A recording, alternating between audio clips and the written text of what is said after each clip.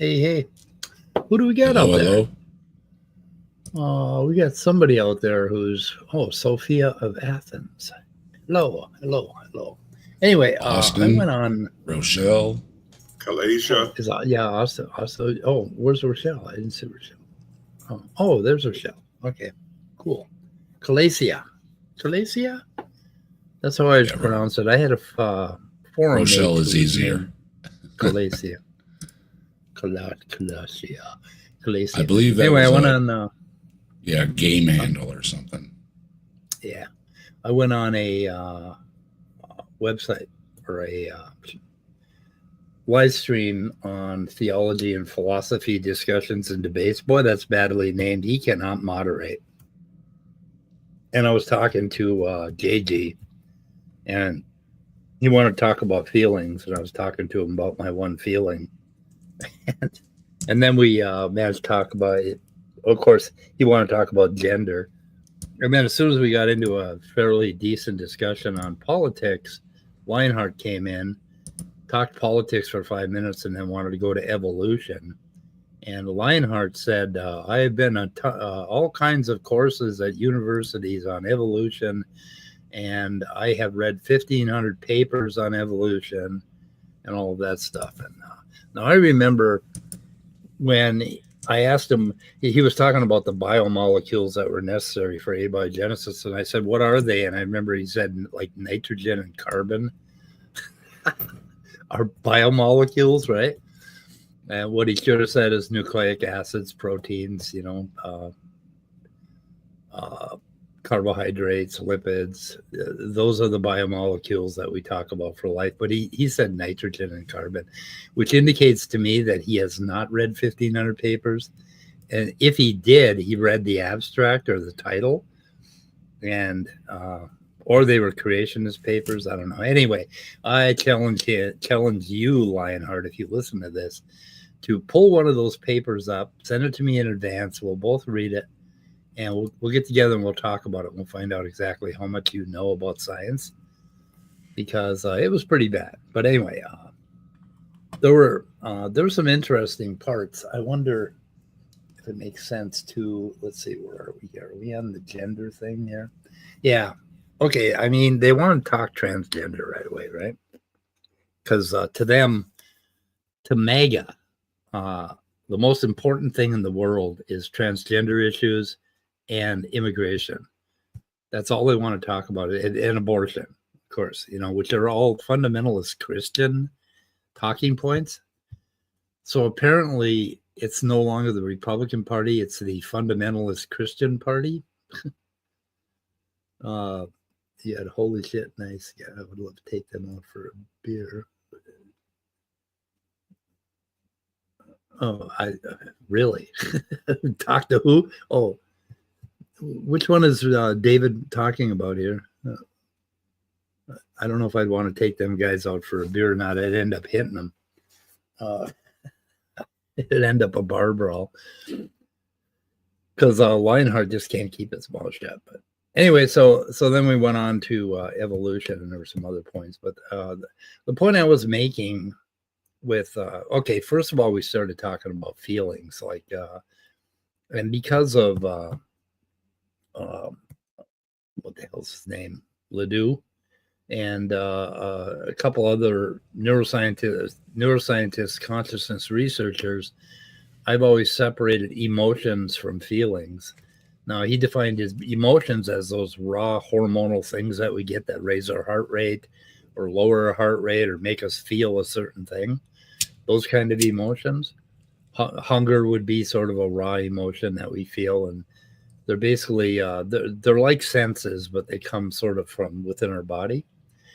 And then what happens when you have an emotion like anger is it sends a bunch of juice squirters up into your cortex, and they light up certain neural pathways that involve fight or flight or arguing about politics or whatever. And then you start thinking about the emotion, and then it turns into a feeling, because what it does is it feeds back into your limbic system and then makes the juice squirters squirt harder, and you get angrier, and then they go back up into your cortical system, and then you think more and you have more of a feeling, and you end up with a really complicated feeling, which I described as like an oil painting. And of course, JG didn't have a goddamn clue what I was talking about. I'm not.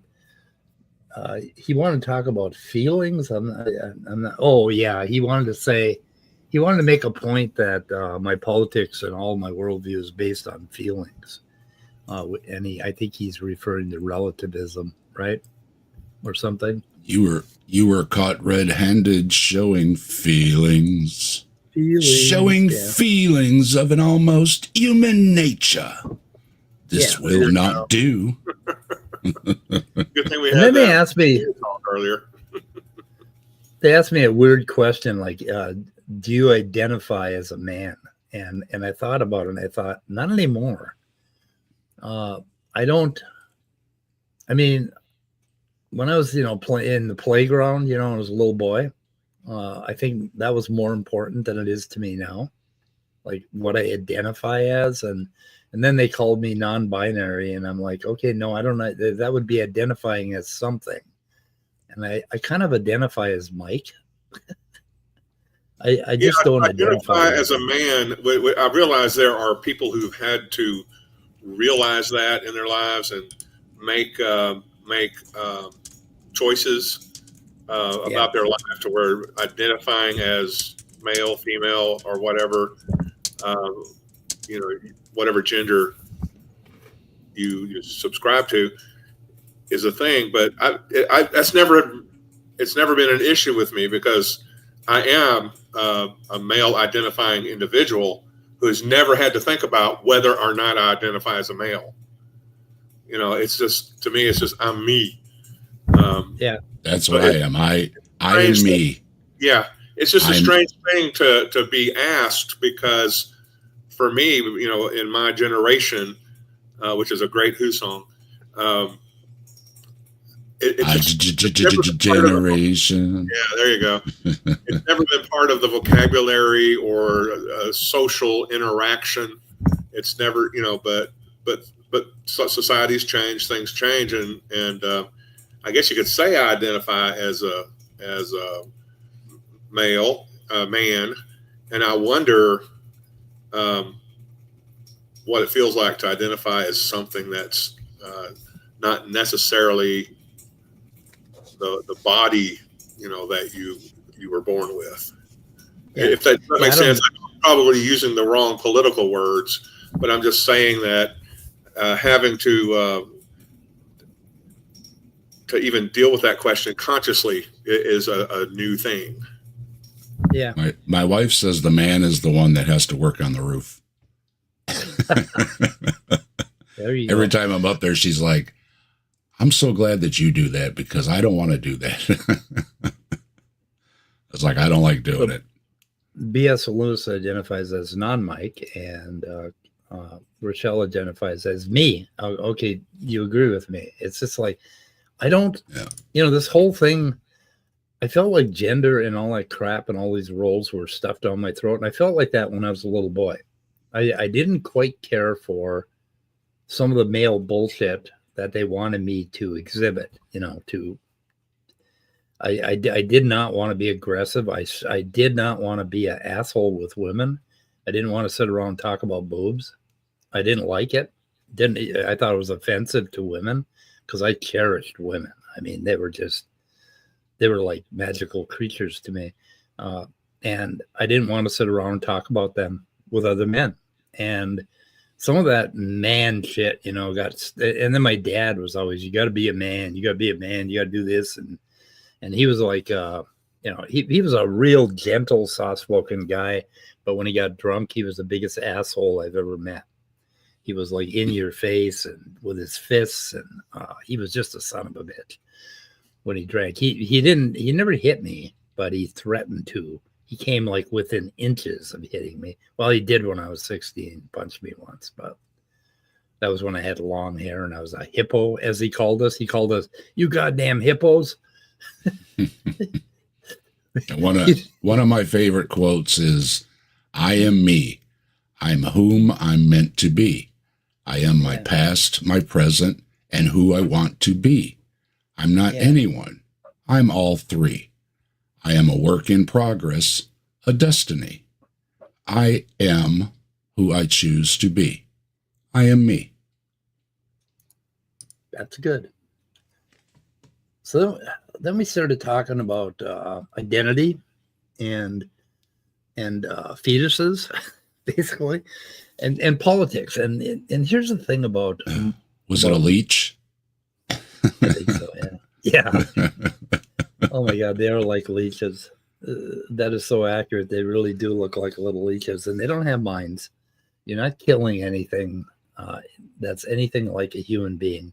So that's my, that's my idea. That's my belief, right? And we live in the same country, and they believe that they're saving the fetuses. They believe that they gotta climb up some other woman's parts and get into her womb and start making laws, right? And I was trying to explain to him that, okay, there are core laws, like we're not going to steal from each other. We're not going to beat each other up. We're not going to kill each other. And then there are other laws where people differ. And that's what a democracy is all about. You end up voting it. And we lost that. We lost this battle just now. We lost it to the vote. And we kind of got to accept that because that's what got voted in, And he was saying, how did he put it? I'm not sure where we were talking. Maybe I can play that part. Let me see if I can play that part. That's what we don't want. That's what we're fighting about. But see, now, aren't you saying that you don't want me to believe something that affects you, and then you're doing the same action by trying to prohibit me from voting or putting in my? I was hearing roboting. Did anybody else hear it? Yeah, it's a little funny. I'm losing my connection. Really? Is it funny? It shouldn't be. That was clear for me. And would you hear that? He said that, I want to tell him he can't vote. No, that's exactly the wrong thing. We can vote. Okay. We differ on this particular vote. So this is one of those fringe things, like the whole transgender issue and what we're going to vote for and what we're going to legislate and how much power states are going to have and how much power the federal government's going to have and all of that stuff. And I never said he couldn't vote. And he's like, oh, you're telling me I can't vote. It's like, no. So let me try to play it again. That was JG, yeah. He believes it to be true. Isn't that you getting in the way of that? Yeah, you got a point there. Basically, what I'm saying is that there are a certain set of moral, you could call them truths, like thou shalt not kill. You don't want to steal. We don't want, there's certain things that we need laws about, right? That I would agree with, right? But then there are things like the transgender issues, which I don't think are, or abortion, are any of the business of any government. And the point I wanted to make is the Republican Party is all about state rights, basically state legislation, limited federal regulation, right? They don't want to regulate oil companies. They don't want to regulate anything, right? But they want to regulate your womb, and they want to regulate your gender, and they want to regulate what sports teams do, and they want to regulate what you do with your bathroom, your public bathroom in your gas station, right? So they want to regulate all of that, but no, they don't want to regulate oil companies because regulation is bad, and we want a small government. So, I mean, which way is it, guys? You want to regulate or not? Because the Republican Party was about as little regulation as possible. And I used to believe that there shouldn't be any for companies, but now because of the size of corporations and because of what they become, I understand that in order for capitalism to succeed, we need monopoly busting and we need regulation of corporations. And that's why I switched over to the more liberal platform of the Democratic Party. But these guys are just obsessed with trans people. And it's because of, I wonder if this monitor will work. Isn't the isn't the obsession with trans people really kind of a wedged strategy? You know, kind of a foot in the door. There's very, very few trans people to exert power over. You know, they are, you know, they're activists. They're trying to, you know, get the recognition and consideration and the medical access that they need, but they're a very small number of people. So you start with the trans people. You start with other. I'm going to call them edge cases simply because the percentage of population is just so small. You exert power over them, and then you start exerting power over more and more people, and pretty soon the whole fascist regime, you know, has gone totalitarian, has just gobbled up everything. Yeah, it's kind of a wedge, but the people that are voting, the grassroots people, right, like Lionheart and JJ, they're being manipulated by that, right? And the wedge is to get the Bible into the government. Okay, the wedge is Christian fundamentalism as a theocracy is what they want. They want everything that is biblical to be, you know, the law, basically. So they want to regulate the shit out of our lives, and then they don't want to regulate corporations at all. That's sort of their platform right now. And I think they are totally full of shit. I mean, they are going against their own values. What were the values of the Republican Party? Republican Party, when I grew up, never said a goddamn word about abortion. Abortion was a bipartisan issue back then, and we had Roe v. Wade.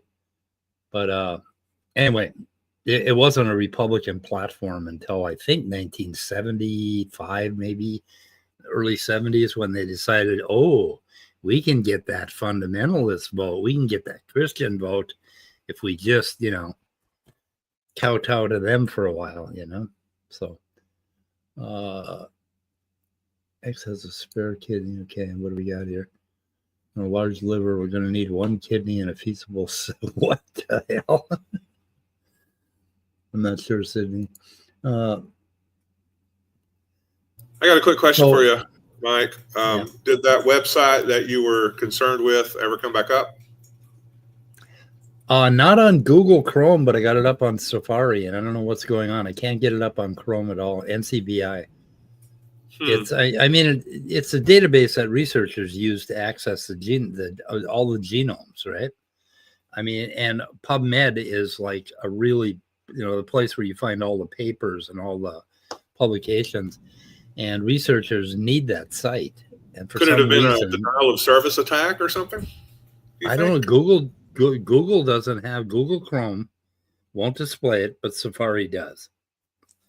And so I'm not sure if it was some government Elon Musk bullshit that screwed it up, or if something's going on with Google, but I still can't get it up on Google. So I haven't tried it for a half an hour or so. But I mean, you know, that's a really important research site.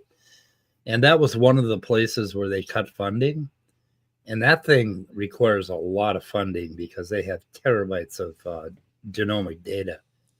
And that data is so important for this fight against disease and cancer and other diseases. That, one of the funding cuts was interdepartment communications, so that might be part of the problem.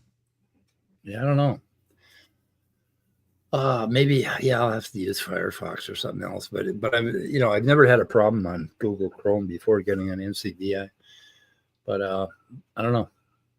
So the thing is that, you know, we'll listen to a little bit of this and see if we can comment on it. I figured somebody would make a remark. What's that? Thomas has got your answer there. Yeah, I figured somebody would make such a remark. I love it. Okay. Those gray areas up on top where we tend to stumble into each other. Well, and that's always going to be the case. So do you want to fight me over this, or would you pick up arms? No, but I want to challenge your position. I want to challenge the standard. When you say, I think that transgender should be left alone or that abortion's okay, and you give your reasons, I say, that's fine. You can have your reasons, sure. But I want to challenge the standard. I want to draw back to where you're actually coming from, what you've actually established in your worldview. And I think that's the advantage. So then we should take a shot every time one of these goofballs says standard, because I just don't think they say it enough. Or they don't say worldview enough either, I mean, they're really into worldview. There's just all of these little words that they say over and over, these little trope words that if we took a shot every time they said it, we'd probably die of alcohol poisoning. Yeah. Yeah. And, this whole, I don't know if I elaborate here. There's nothing to do with worldview. It's basically, it's maturity. It's human maturity. Well, understanding that there are things in the world that do not affect me, that are none of my business, and transgender people are none of my business because you're making one. So yeah, I said it, worldview. It doesn't have a fucking thing to do with it. It has to do with emotional maturity and leaving other people alone. Well, it's a matter of somehow their worldview gives them permission to dive right into the wombs of women or check the genitals of different people, especially if they're non-white. I don't know. Maybe it is a matter of worldview, because they seem to think they have permission to violate all personal autonomy in a way that they would never stand for themselves. Well, for them, it is about worldview, because they have that biblical God thing going on in their heads, right? And they're trying to control the world with their worldview. They're trying to basically make laws according to their worldview. But for me, it's not about worldview. It's about maturity. I don't need a goddamn worldview to walk around and be a mature adult and stay out of other people's business. I don't need a worldview for that. In fact, a worldview might be a real disadvantage. And what does that really mean? Worldview, isn't that to them? It's a religion. They're talking about religion. Well, for me, worldview means you're just you don't like reality, so you're setting up a worldview. Yeah, something. But I'm not setting up a worldview. You know what I mean? And you have a worldview. It's reality, and it's like, well, isn't that the word just accepting reality? Then why do I have a real problem with that word. It's very This philosopher I found yesterday, Thomason, her name is. Do you remember what's her first name? Scott? Was it Elsie or something? Thomason. Thomason was Amy Thomason. There was Thompson and Thomason. That's Naomi Thompson and Amy Thomason. Amy Thomason. And she's a metaphysician, and her whole deal is we need to, if a philosopher starts saying things that like all common sense is wrong, then you have to really doubt what the philosopher is saying, and you have to push back. And her point of view was to come at ontology and metaphysics from a common sense point of view, basically, or a common sense foundation that, we know that we're individuals and there are objects in the universe. We know there are trees. We know there are rocks. Philosophers that tell you, there aren't really rocks. It's like you want to tell them to just stuff it. Shut up. Shut up. But there are toasters, though. There are toasters, right? Anyway. Can I deny the toasters? Yeah. What the religion tries to explain everything. Yeah, see, that's Sydney. Sydney says it there. Yeah, every time I hear worldview, it just means the supernatural, right? You have to, you're adding something to reality, or you're denying reality. Yeah. Worldview basically means the supernatural, exactly. Well, and lobsters. Let me see if I can get this to fit in a side chat. I did a little search on the Googles of worldview. Crap. I have to do. See, it agrees. Google says worldview is crap. All right. Exactly. Here, I'll just read it out loud. I wanted to get it in front of the term worldview is a direct translation of the German word Weltanschauung, which literally means worldview, and originates from German philosophy, particularly the works of Kant, where the concept is considered central. Essentially, it refers to a person's overall perception of the world and their place within it. So, yeah, and like my overall perception of the world, my place in it is that I live on a planet, and it's a little tiny thing in the midst of a huge galaxy. And I guess I mean, if that's a worldview, what does that have to do with abortion or transgender rights? Nothing. Nothing.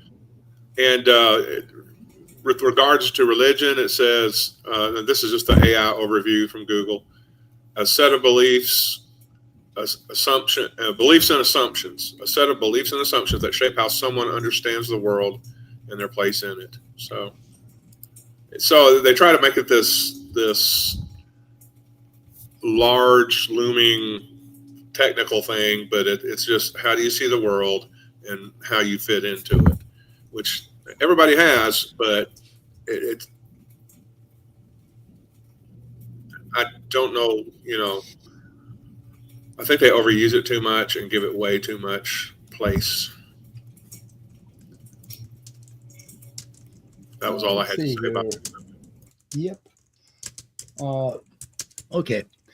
Anyway, listen to the rest of this bullshit. There's an interesting part. You're making a worldview claim. I'm using the word worldview as interchangeable with your philosophy. What I don't understand is how you're saying none of this affects us. How does it affect you? I object. I think it Okay, does affect us. Okay, how does it affect you? Does it make your weenie confused when you see a transgender person? No, Wait. weirdo. I bet. What is this? I have daughters. Yes. Oh, the children. I have granddaughters. Okay. My granddaughters need safe places to go to the bathroom. Do they? Where they don't have to walk in and see some dude diddling himself just because he wants to claim he's a girl. Has that happened? Has somebody seen some dude diddling himself? What? Okay, can you Don't link you me read to the newspapers, dude? Don't you watch news? Can you link? Okay, have you seen all these news articles about males posing as transgender women going into bathrooms and diddling themselves? The last inappropriate behavior I heard about was the guy that runs CPAC, who seems to think that he can grab other men's genitals. So, there you go. Once again, and what's disgusting is this Slimer is on stage bad-mouthing gay people, trans people, and everybody else. And the whole time, it's got to be in the back of his head there saying, hey, as soon as I get off here, I'm going over and I'm going to go see my boyfriend. Right? Yeah. And I don't care about that. Look at some porn. But the harm he's doing and so he's got how many people that are going to listen to him that are going to leave there saying, yeah, let's go hate this group, that group, or whatever else. And like I was telling my wife about it, if you're going to have a date, right?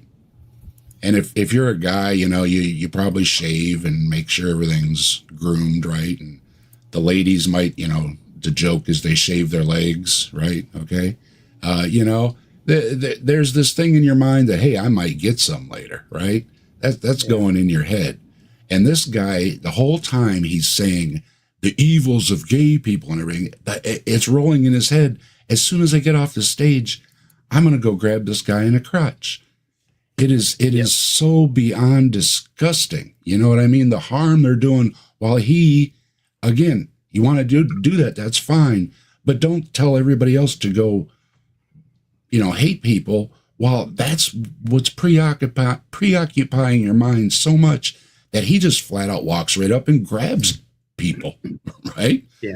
I mean, and somebody else said that he was in the back seat of a car with him or something, and He pounded his junk. That was the quote from this person. This guy aggressively attacks people and says, grr, right? I want some, right? Which, again, it is a problem because it doesn't seem to be consenting either. You know what I mean? So there you go. That's the head of CPAC. Look it up. Yeah, I bet he doesn't care about his granddaughters if they decided that if they got pregnant at 16 and didn't want to have a baby. I bet he doesn't give a shit about them at all, or what they think, or what they feel. Or walking up and somebody just grabbing them, or, doesn't understand no means no, things like this. Yeah, it's just they're disgusting. They're not only awful and hypocritical and everything else. Yeah, they just think they can just grab people.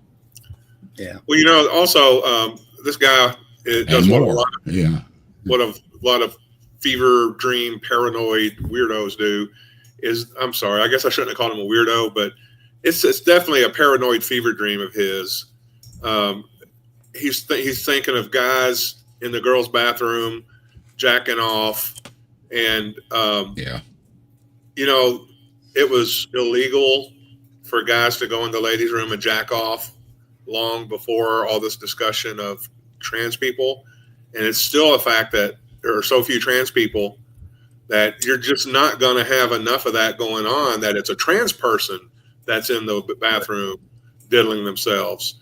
It's going to be just a dude in the bathroom diddling himself, and he's just kind of squeezed those issues together because he's trying to, he's trying to make it seem like a larger problem than it is. Right. And he's just paranoid, Yeah, and most public restrooms are a number of people going in and out, and like I try to explain to them that if you're really worried about this, then we should be pushing or trying to get the businesses that we do business with to build restrooms that have floor-to-ceiling stalls and locks on them for males and females, men and women, and we wouldn't need gender-oriented bathrooms if we had that. If they would spend, I will say yes, $100 on the bathroom. Yeah, yes, put the door thing, because I as a guy who's supposedly not supposed to care about these type things or whatever, I do, right? I do too. I always feel weird about let's close it off, and then there's no problem, and end of problem. And like you said, it's just a few more inches of wall and a few more inches of door. I mean, come on. Why in the fuck do they do them that way with the opening in the bottom so you can see the other guy's feet and you can hear? I think it's because I think it's for cleaning, I think was the thing. It was. Yeah, but it ain't that hard to mop out an individual stall. I mean, I've been a janitor. I mean, Christ. And actually trying to mop across underneath those things was actually a little difficult, made it more confusing. I mean, it would have been a lot less confusing to mop out individual stalls. And I mean, if that's it. I'll give the inch or so at the bottom, right? You know what I mean?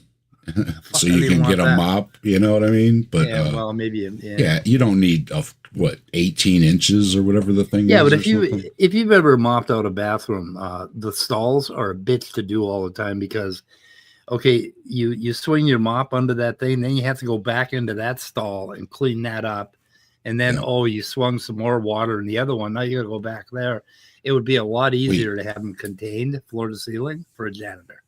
We used to get compliments on the bathrooms we had at the gas station I worked at. Cool. And it was all tile with a drain in the floor. So we would hook up the hot water right to the hot water tank, right? And we would go in there and we would use the sterilizer, scrub it all down, hose it all down, squeegee it all down the drain.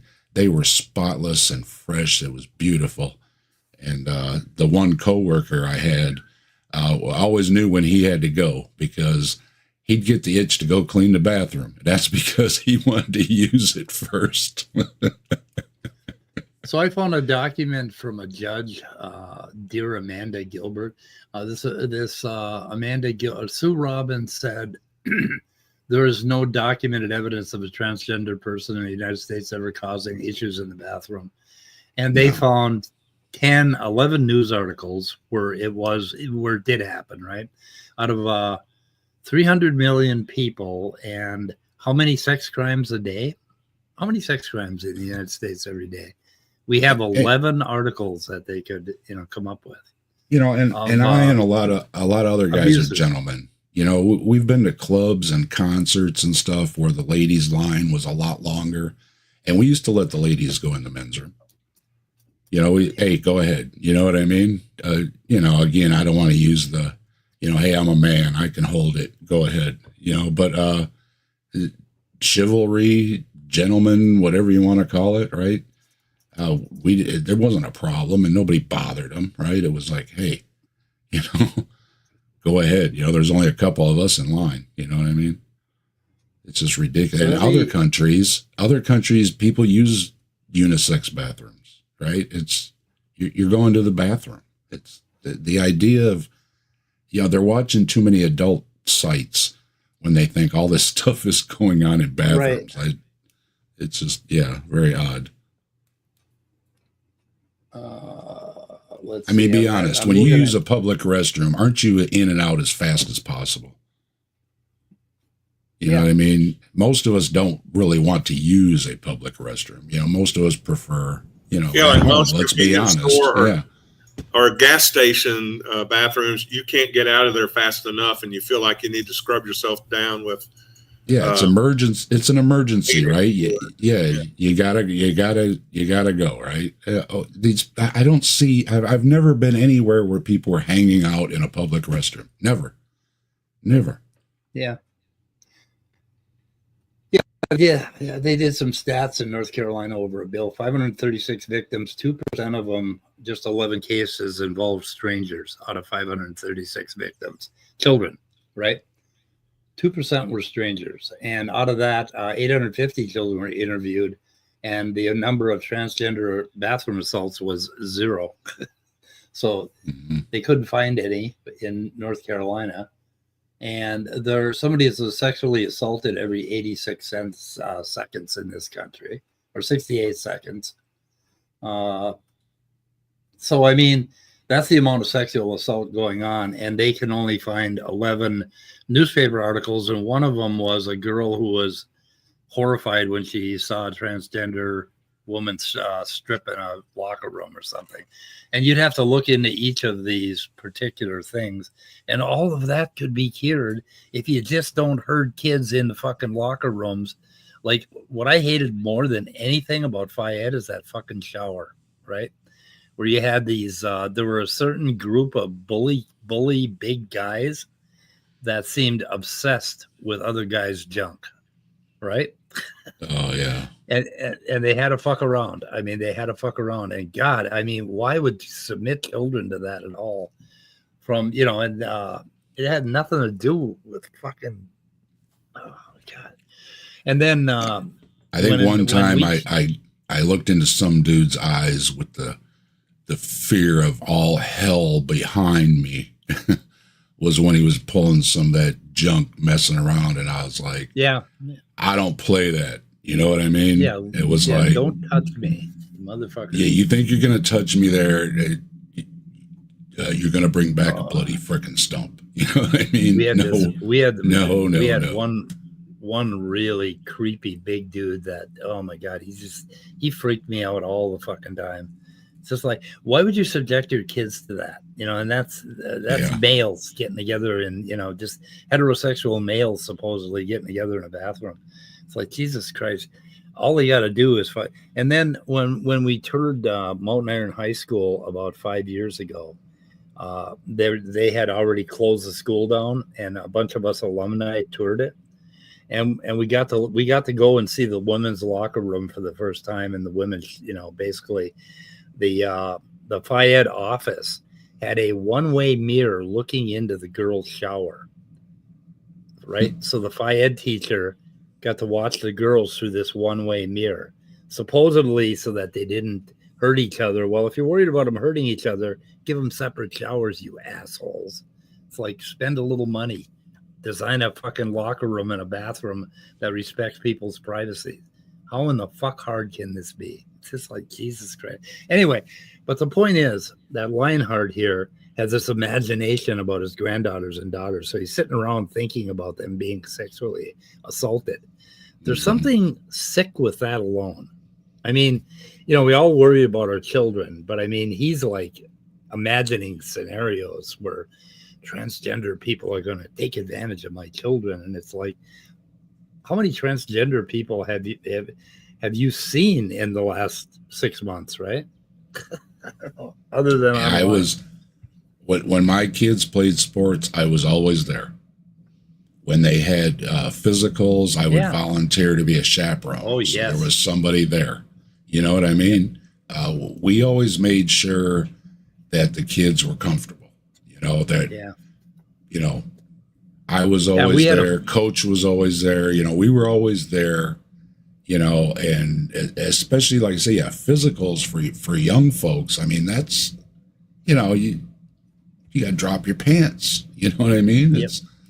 It's tough. Yeah. So you want somebody there saying, "Hey, man, it's good. I'm here with you. You're going to be all right." You know, and nobody's going to pull anything because I'm standing right here. You know, we had a FIED teacher that they used to make us swim naked, and he would do everything in his power to watch us naked, to look at us, and like he would make us duck walk naked around the pool as punishment, and he'd sit there and watch us the whole time.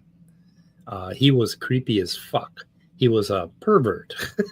He was not, it was horrible. And I knew what he was doing. Everybody knew what he was doing. And we had no protection over that. And because they insisted on ganging all us guys together naked, all us kids, and shoving us into this fucking situation where we were not comfortable, where we were violated. And I mean, that is that's not a transgender issue. That's a child issue, right? I mean, why are they even allowing this shit? It'd be so easy to solve these problems anyway. So then we got into what do we get into?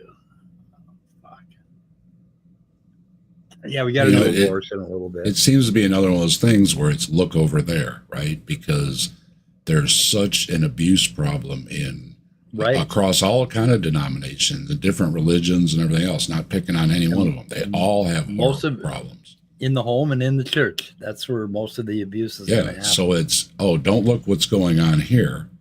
There's a trans person over there minding their own business. It's just something to look over there. Look over there. Don't look what's going on here. And at the same time, they're turning a lot of times a blind eye to it as well with the, not turning people in, shuffling people around, et cetera, et cetera. Yep.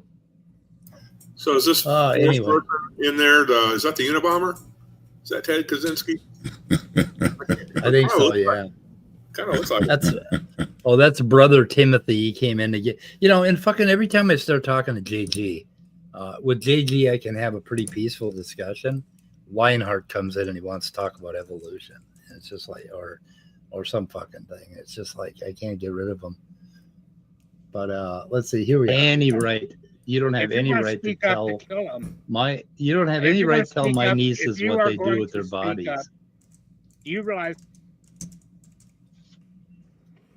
Mike, how inconsistent you sound when you say that you can speak up for the rights to abort children, but we can't speak up for the rights for those children to live. Nobody said anything about them not being able to speak up about abortion, right? Yeah. What has he taken? What drug has he taken to make him think that there's all these people? Oh, you can't speak up about this. You can't speak up about that. Now, if they get a backlash from saying stupid things, then you're gonna have to eat the stupid. You're gonna have to take it. You're gonna have to eat the stupid, right? Yeah. So and speaking out entails, bothering people in front of clinics and everything. You know what I mean? It doesn't give you a free pass to do other things when we're saying, well, sure, you can say whatever you want, you can protest or whatever else. but you can't avoid, or you can't use it as a pass to take it to another level. And that's what they want to do. Yep. You know, and this all amounts to, yeah, we're going to vote on this stuff, right? And that's kind of what we're stuck with, you know. And but of course, we're going to try to reason with them that there are core morals that have nothing to do with religion, and there are a lot of people in this country, and I'm one of them, who do not believe fetuses are human beings. I don't. There are a lot of scientists and neuroscientists that understand that there is no brain activity that makes any sense at all until right before that child is born. There's really nothing going on in there. It's a dark world. It's like what a rock would feel. And so we have a difference on that. Of course, we do not have a difference on whether or not I kill Lionheart tomorrow, right? I mean, that would be something that we know is wrong, something absolute between us that we can all agree on very easily, right? But when it comes to fetuses, we got a gray area. And when we have gray areas, we're going to have to slug it out. And that's what we're doing, is we're slugging it out. I did a little bit of slugging it out with them and didn't get anywhere. But anyway.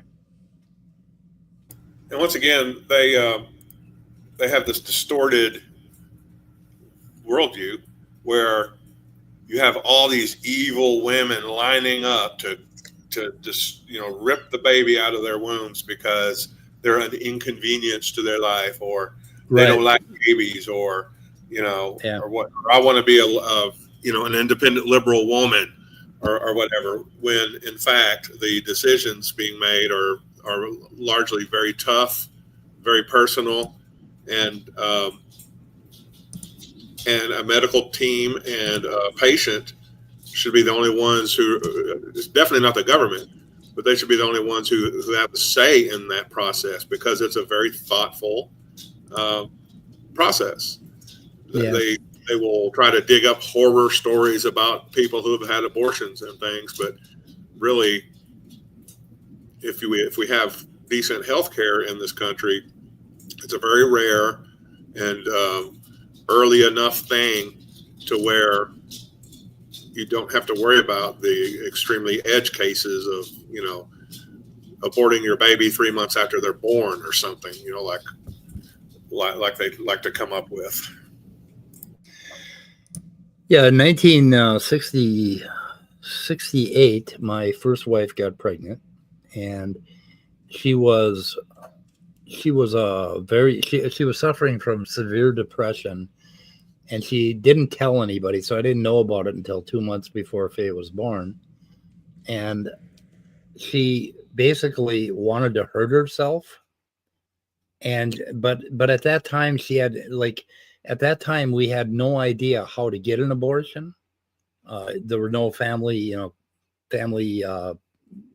planning clinics. There were no options for women like her.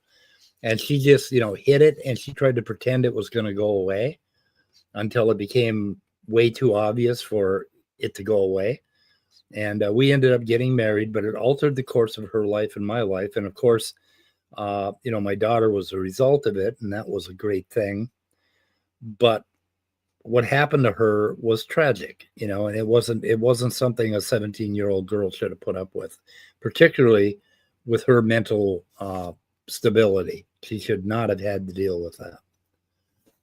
And our lives would have went in radically different, you know, directions. And then, you know, the other instance I have of an abortion is when we did it, when my marriage was breaking up, and we knew that it was the wrong time to have a child. And there are, you know, and these are decisions that people make that hurt them for the rest of their lives, that, you know, radically change their lives. But it is a personal family matter. It is between us families, you know, basically our family. It's not about the fucking government to step in and intervene. And if you're a good Republican and you don't want to regulate oil companies, why do you want to regulate my wife's womb? I don't get that. I don't understand that. Well, it's not the Republican Party anymore, except by name. It's a MAGA fascist party. So yeah, MAGA fascist. Yeah. And then they'll proverbially shoot themselves in the foot, because they'll also go after birth control and sex ed and all the things that will help prevent certain issues, especially among young folks that, maybe would have a condom rather than not in their pocket. Yeah. Yeah, that's the other thing, is birth control. That's something else that they hate. Mm-hmm. And morning after pills. I mean, the baby is basically a 4-cell zygote the morning after. What is wrong with killing 4 cells? The church, I'm pretty sure, is still against condoms and birth control. Yeah, they are. Yep. So then we got into Canada, and they were like making Canada. Go ahead, Dave. No, it's just frustrating. It's just frustrating. It's like I say, they sabotage themselves so they have something to complain about. When again, it's nothing's 100%. But when we were kids, we learned put a condom in your pocket, right? Yep, and I did. And then we used it. So, I'm just saying, not just 100%, but these are the things that will avoid, especially in the heat of the moment events, where they'll say, hey, hang on, I got, or the girl would say, hey, you got a condom? You better have a condom, put it in their heads. But no, the same people are saying, no, those things are evil. We don't want that in your head at all. Yeah. Yeah, because they want to control who has sex too. Yeah, and follow abstinence only, and you have Sarah Palin's kids getting pregnant out of wedlock, right? See, because it doesn't work. Yeah. So the next thing we talked about is Canada, and they say, and this brother Timothy said, we're giving Canada $200 billion a year, and then later on he claims he misspoke and he meant 200 million. And like over the last 20 years, I think we've given Canada like $37 million, and that's there are certain food programs where we've, maybe USAID tried to help some agencies in Canada, but we've given Canada very little money.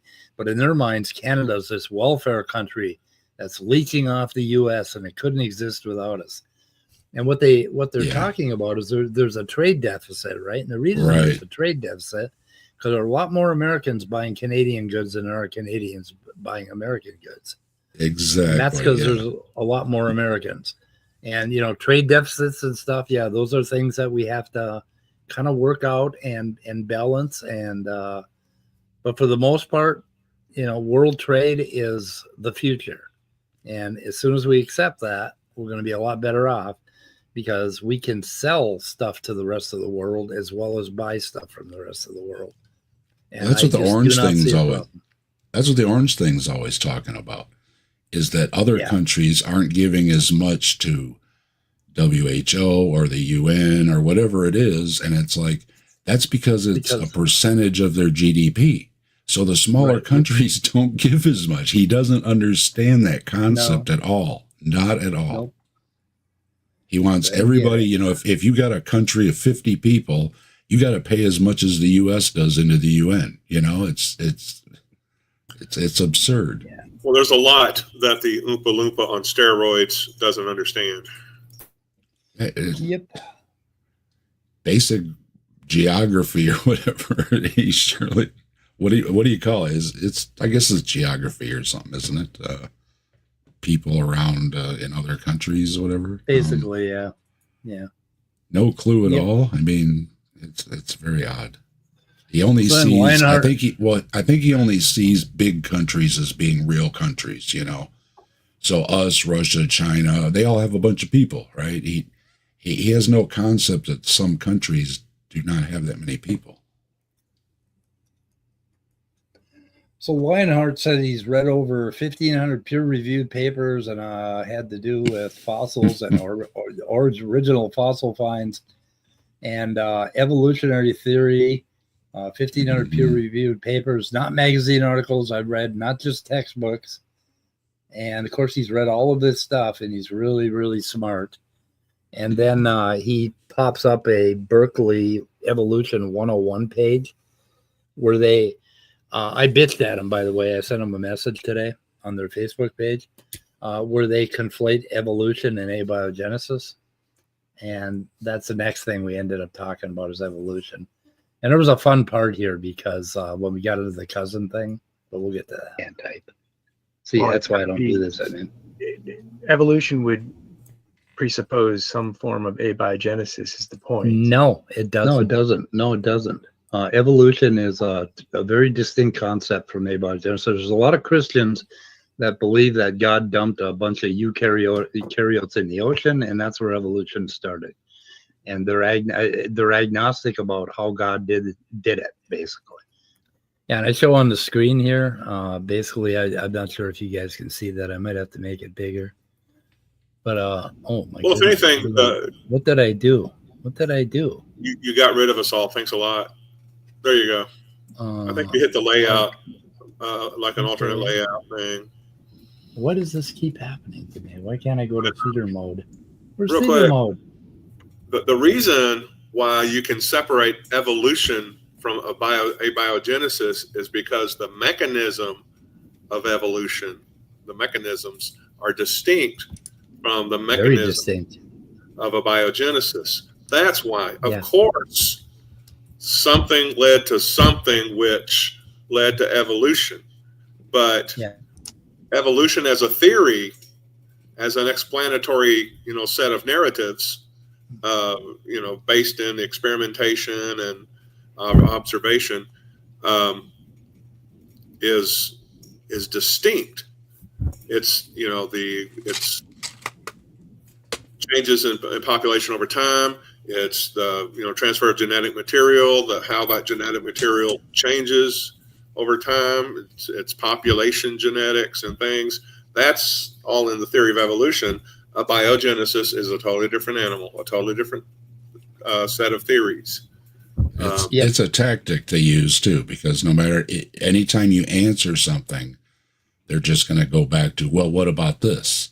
So if you can answer, well, evolution explains this, they're going to go, well, what about abiogenesis? And if you have some answers about abiogenesis, like, well, they're doing some research, they've done some things and, the clay and everything and RNA formed. And well, then where did the universe come from? Right. It's a tactic. It's always going to be, well, what about this? The Futurama episode with where's all the ancestors of man? Well, we have this and this and this and this. Yeah. And then when you finally get to one, well, we don't have that one. Then they'll say, aha. Yep. And he goes on. Let's see, whatever. There are Christians that believe that totally believe that it came from single-celled organisms, eukaryotic organisms, and developed into the diversity of life we have today. A lot of Christians believe that. A lot of Christians are evolutionists. I don't know why you don't know that. Okay, No, so I here's do know that. I is think it makes sense when you're talking to the person that you argue from their perspective and you argue from your perspective. That's it also makes sense not to move the goalposts. If you want to talk about evolution, then you're talking from eukaryotes forward. If you want to talk about abiogenesis, then you're talking about basically the earth cooling and all that bullshit. And I'm not going to talk to you about abiogenesis. My field is evolution. Okay.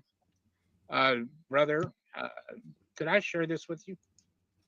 Okay, now this is where he pulls up the Berkeley thing, and Berkeley, they start talking about the origin of life, and they're talking about the origin of life on the first page, and I wonder if I think I could pull it up. Anyway, it doesn't matter. But Berkeley Evolution 101 has a little thing for basically to educate the general public about evolution. And they say that evolution is about the origin of life, right? And well, kind of yes and no, but not abiogenesis. Okay, that origin of life. But then on the next page, they double down and they start talking about abiogenesis because that's the next thing. And Berkeley just really, really misled the public on that one. They should have drawn that distinction very carefully, because these guys cannot help but move the goddamn goalposts, and they do it all the time. There's only one more part here. Cousin. Okay. Okay, let's see here. I gotta find 132.18. 132.18. This was just a real mind-numbing discussion with him. And then he always brings up the dire wolf. So we thought the dire wolf was more closely related to wolves than it turns out they are. When we found we actually got a genome from the dire wolf, okay, we had to modify our phylogeny a little bit because I think they were more distantly related, which is what happens when you uncover new evidence. You modify your hypothesis a bit, that sort of thing. But it has nothing to do with that. Yeah, right. But then, yeah. What the hell? How did I end up there? How did I end up there? Oh, okay. Yeah. So I'm sharing my screen for them. That's not your case. They didn't have a. That's not your case. They are similar. Deal with reality here, dude. They're similar, but they're not. We're talking. If you can't deal with this, then deal with man and chimp. But quit changing what we're doing here. Okay, are you not clear about what I said? I'm a lot clearer than you are. Yeah, right. You don't. Little ad hom there. Little ad hom. Okay. No, WTS and LATS 1 and 2. I don't know if they.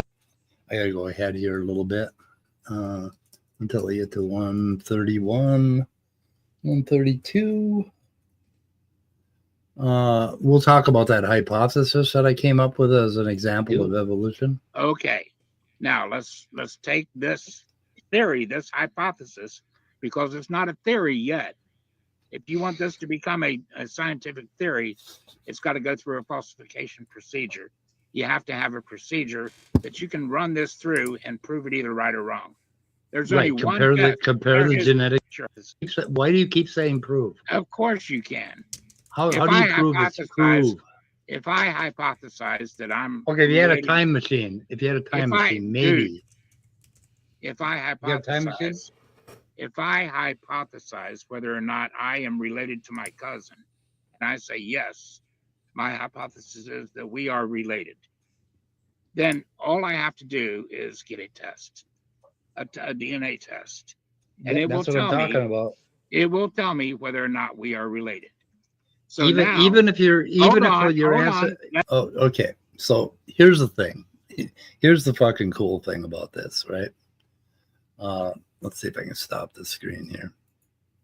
So he starts talking about getting a DNA test for his cousin, and I kind of walked him through this. Where let me see, start cam, and I got to go full screen.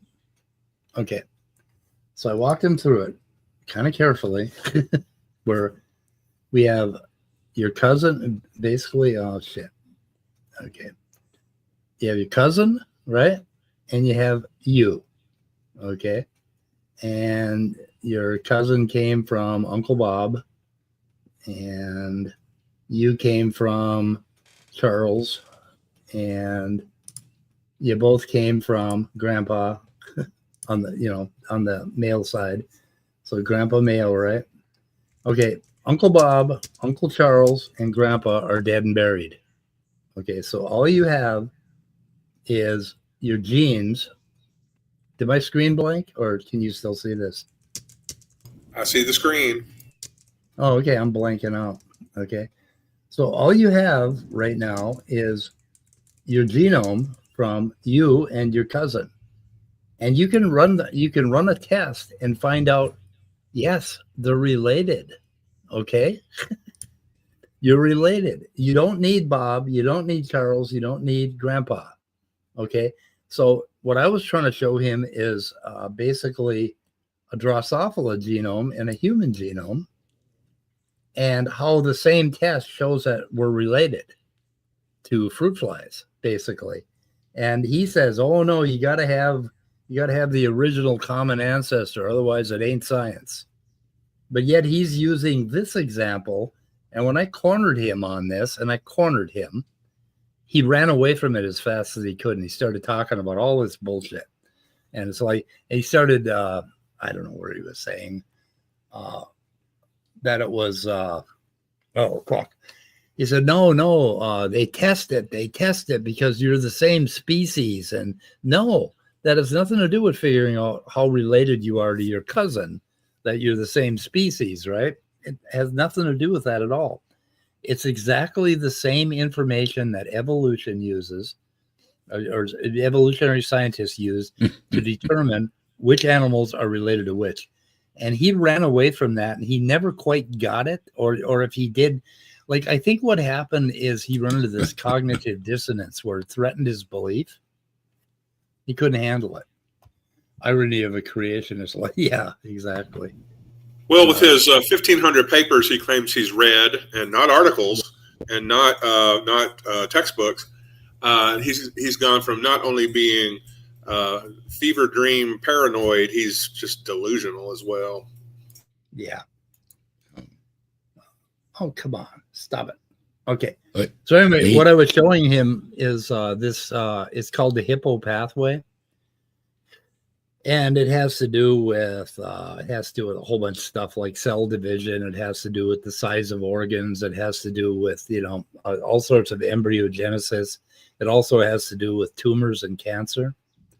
And in this Hippo pathway, there is this protein called WTS. Okay. And then this is in Drosophila or fruit fly. But then if you go look at mammals, they also have a Hippo pathway. And you can see how similar they are, right? Except for like Yap and Taz. So mammals have Yap and Taz. These guys don't over here. But they have, I can't remember what all these are called.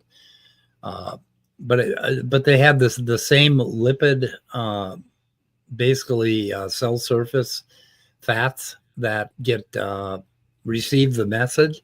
So there's a whole lot of similarity between these two different things.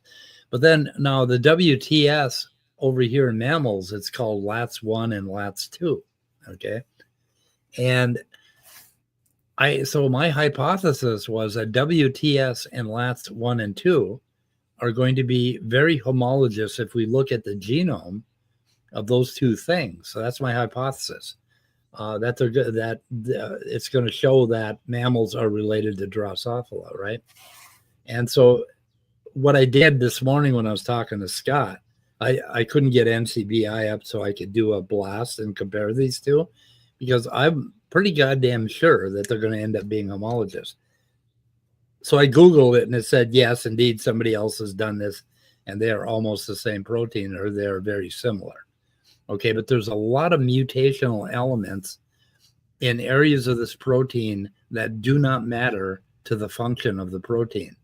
And if you add up all of those mutations and you look at the mutation rate that we seem to have found to be present in all of life, you will find out that we are about 400 million years separated, that LATS1 and WTS are about 400 million years away from Drosophila. And I'm just guessing on our split from Drosophila.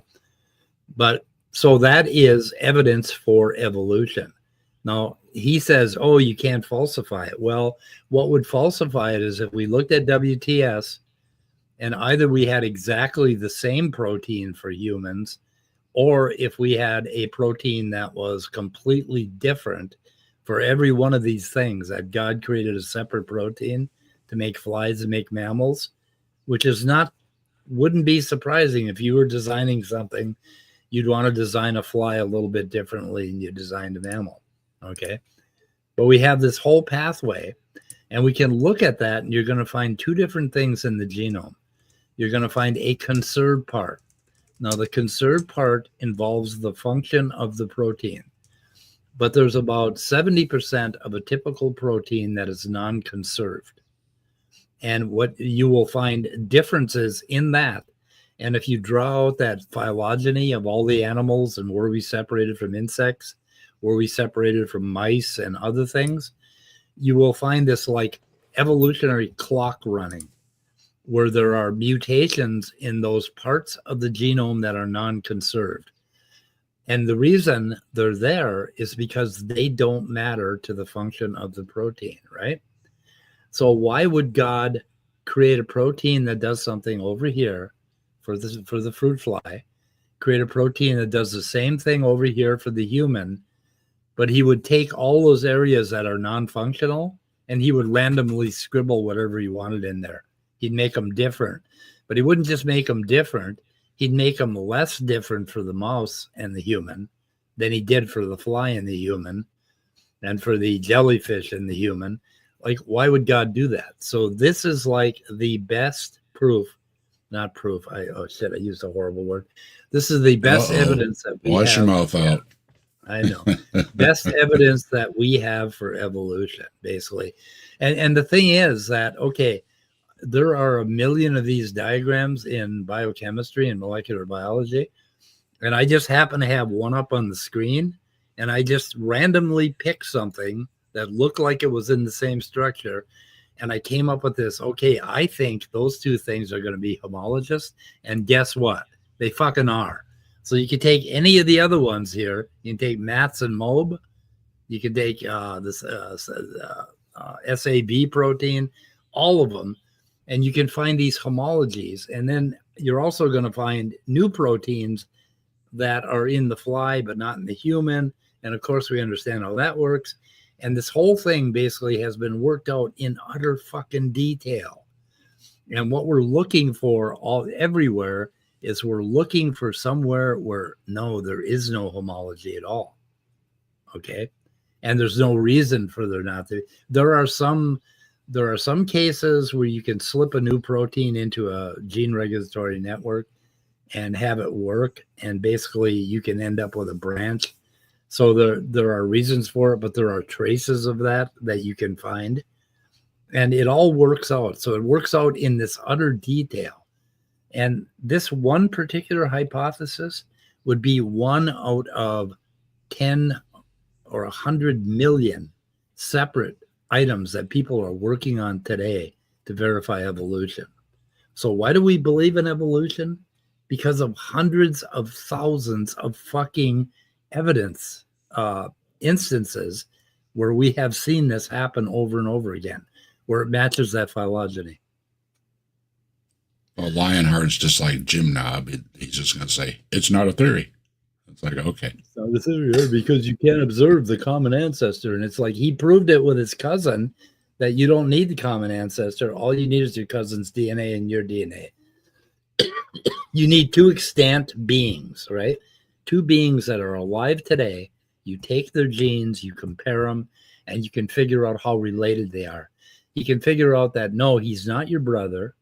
He's not your dad. He's your cousin. You can figure that out by looking at the genome, and we know that. And in exactly the same way, we figure out these phylogenies with extant animals. Have I made that clear? You've made that clear. Thank you. Thank you, friends. Thank you. Anyway. But the rest of this... Whenever everybody says, explain evolution to me, and it's like, you got to be kidding me. There's libraries full of papers, Yeah. What are you talking about? But using this example explains pretty well what happens. It's just that you have to understand that the LATS1 and 2 and the WTS protein are just one out of hundreds and hundreds of thousands that we have gone through. And we found the same evidence over and over and over again. It just keeps happening.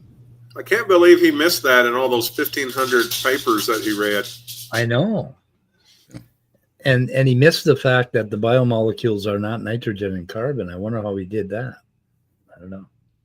Well, ultimately, creationists, including Ham and Hawaiian Shirt Guy and all the rest, when you pin them down, they'll accept almost all the mechanisms of evolution. And then they'll just say, but that's not evolution. So you can't argue against that. They just, well, sure, this happens. Well, sure, this happens. Well, yeah, you can see all this in the genetics, and you can see this and yeah. But that's not evolution. Not evolution, yeah. And that's what Jim Bob's pulling.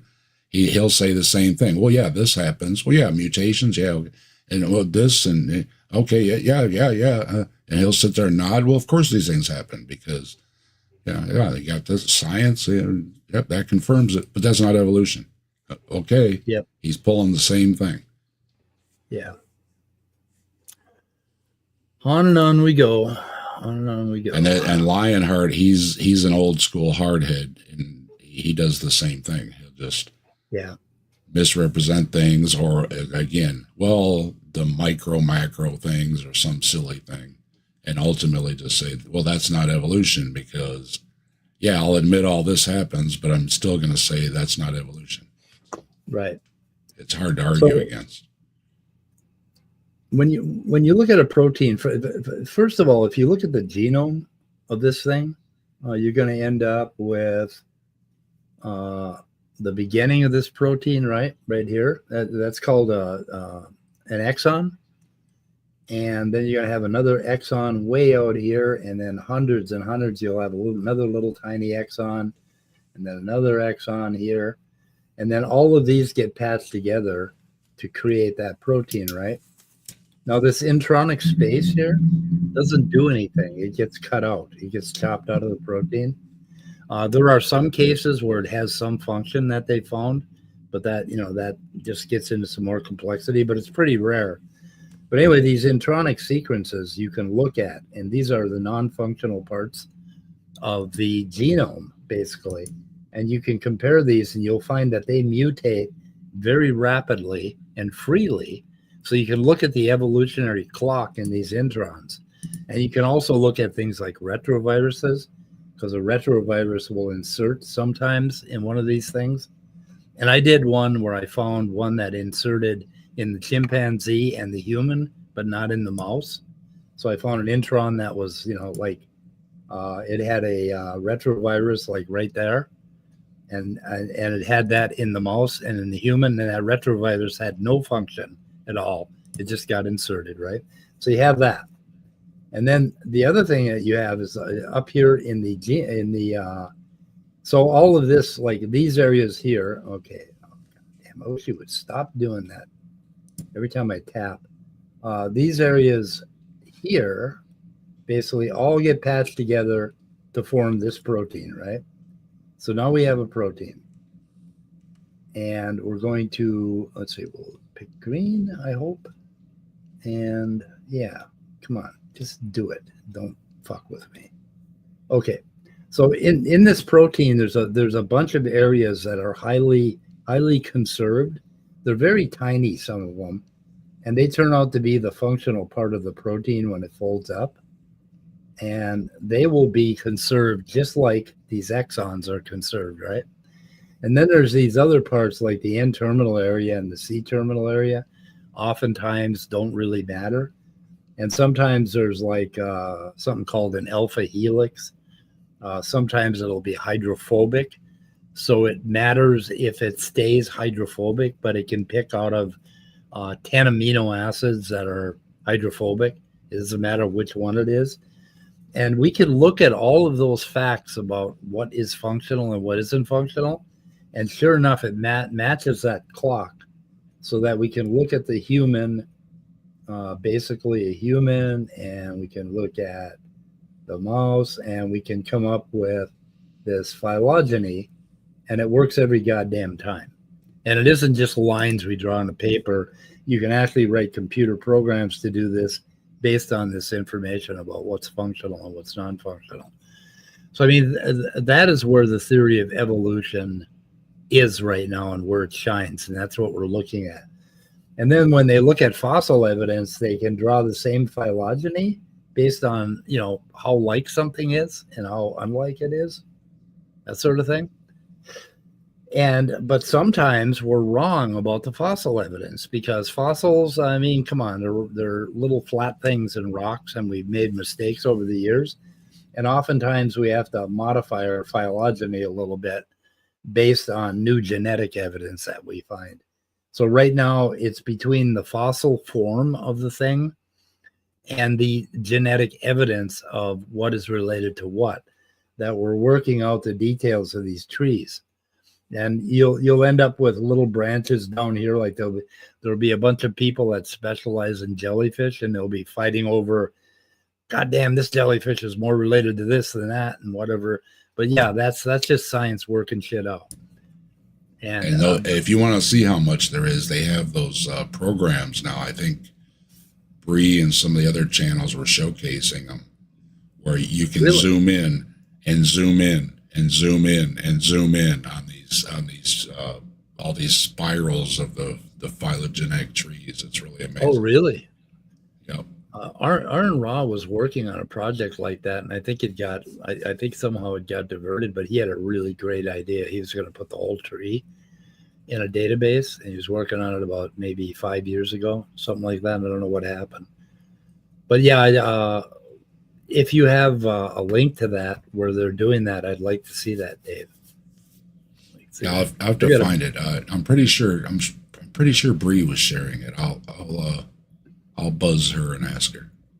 Yeah, I've got this 5 foot chart or 4 foot chart on my wall over here that I keep looking at because I keep trying to understand the dinosaurs and the reptiles and what their relation is, because I'm not exactly a zoologist, and I'm trying to get familiar with that. But boy, it is so obvious when you look at that chart what is related to what, just based on morphology.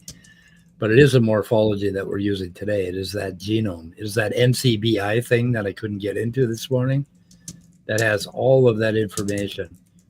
And there is so much work to be done yet on this stuff, but we're doing the work and we're finding results.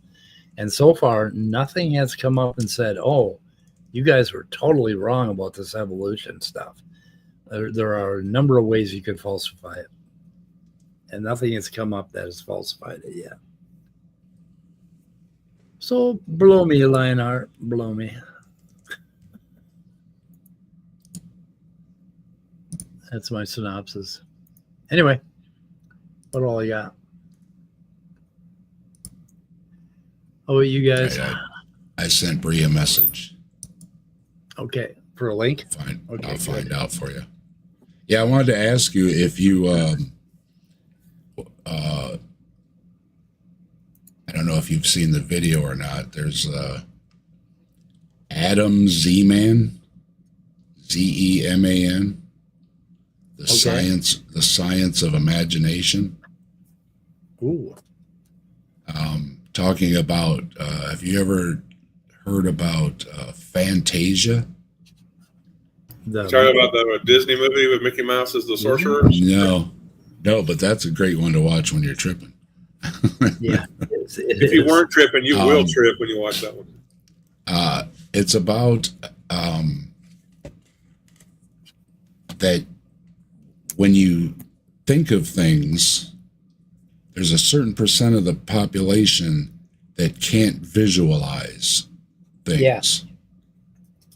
And they've done this whole study on it, and it's vice versa, all different ways. Like some people are one way, but they don't dream visually, and other people dream visually, but they don't think of things visually. There's all these little different groups of these people that they found, and it was pretty interesting. And yeah, they named it Fantasia, and it goes, of course, one way or the other way, again, by which way you're going here. But yeah, it was fascinating that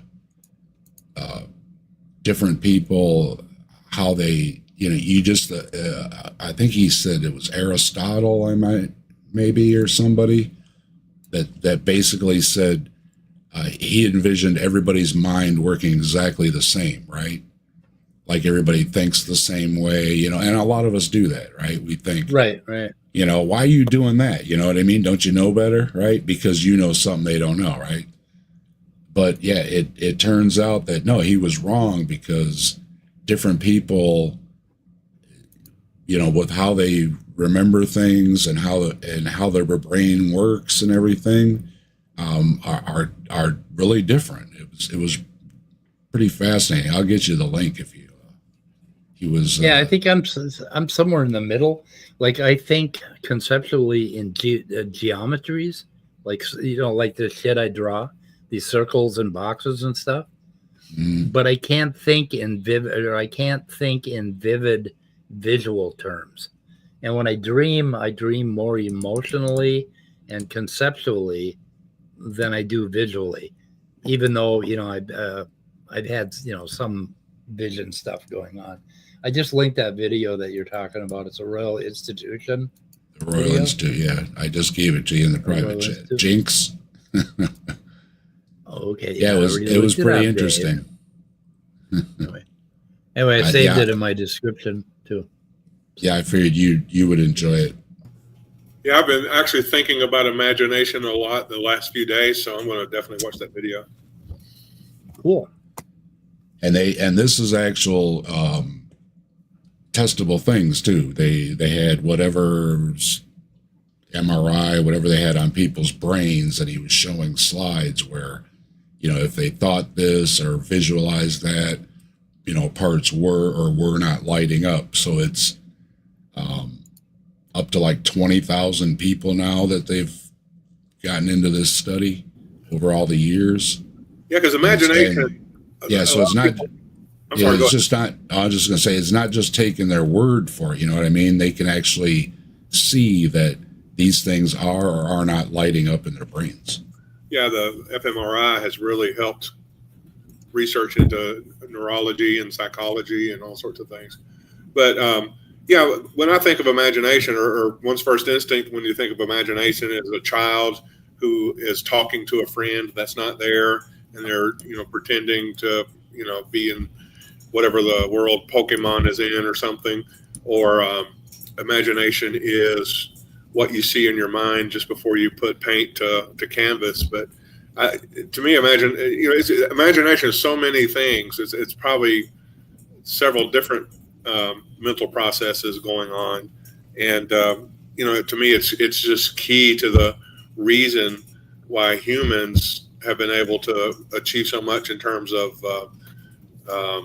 technology and culture, and even science relies a lot on the imagination of the scientist to be able to theorize and come up with novel ideas. That was one of the things that he was talking about, that I don't remember if it was, I don't remember at all exactly how he was saying it, if it was a lot of people or some of the people or whatever, but there are some artists that also cannot picture the things in their mind. They can only picture it when they draw it. Yeah. Yeah. They don't see it in their mind. They see it as they draw it. It was you'll love the video. It was really fascinating. And I posted the link I posted it in my chat too. I posted the link there. Yeah. Really interesting. Check it out. There's a really cool thing. The visual areas in the back of your brain, basically, where your retina basically goes through your thalamus, something called the lateral genticulate nucleus, and then it maps to a flat area on the back of your brain, and it's all folded, of course. But if you unfolded that, and they do it with computers, you can actually see your visual field lighting up on that. Like if you were looking at a real simple picture of a circle, they could actually see that on a brain scan. They could see kind of a circular area. And then what happens is that information goes to the front of your brain and gets processed through a couple of different pathways.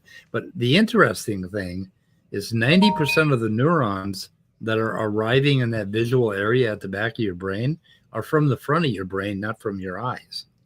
So our visual imagination has 99 neurons for every one neuron that you get from your eye.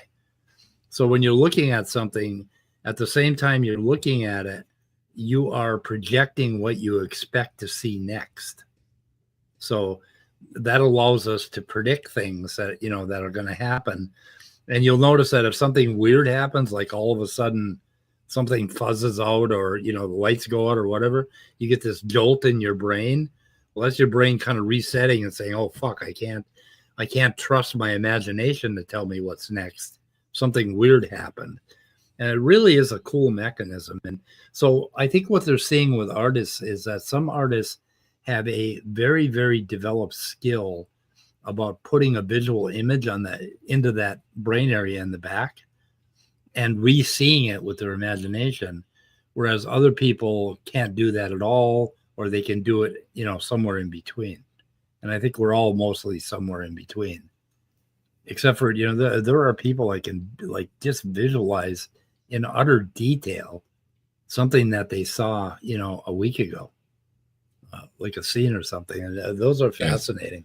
I can picture it in my head, but my hand can't draw it. It looks like a stick figure. Yep.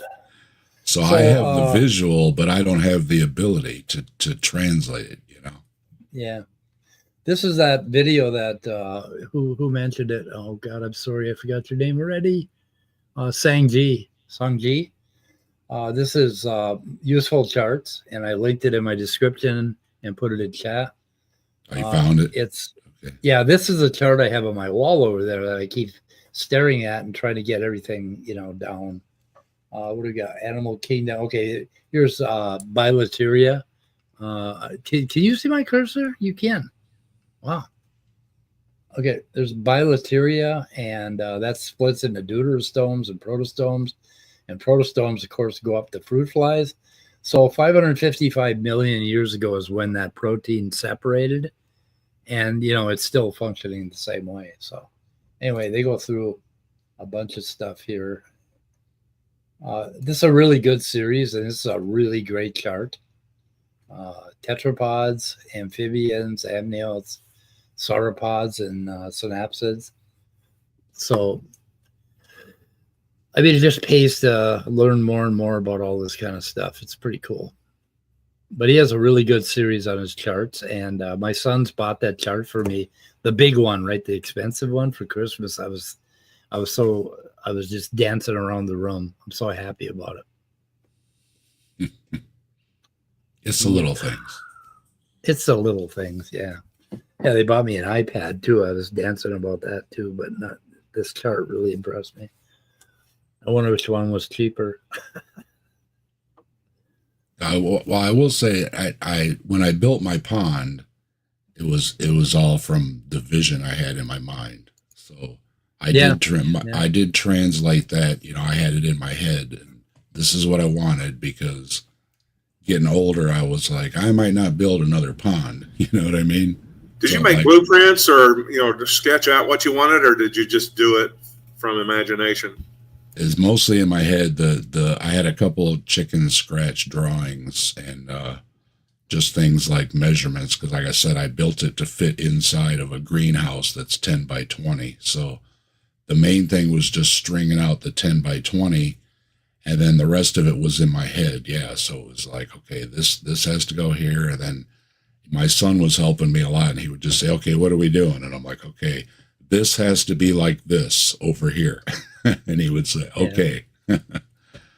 I was watching this YouTube video yesterday about a guy that he started out with a plain green grass lawn, and he turned it into a nature habitat with rocks and waterfalls and ponds, and he had goldfish and frogs in there and all kinds of shit. And it goes through the whole process of how he did it. God, if I were young again, I would do that to my yard here. It was just so beautiful. Kind of looks like your pond, Dave. What you're doing is the same thing. I wanted a step waterfall. I wanted everything to be seen no matter where you were. And then I raised it all so it kind of has an infinity pool effect too.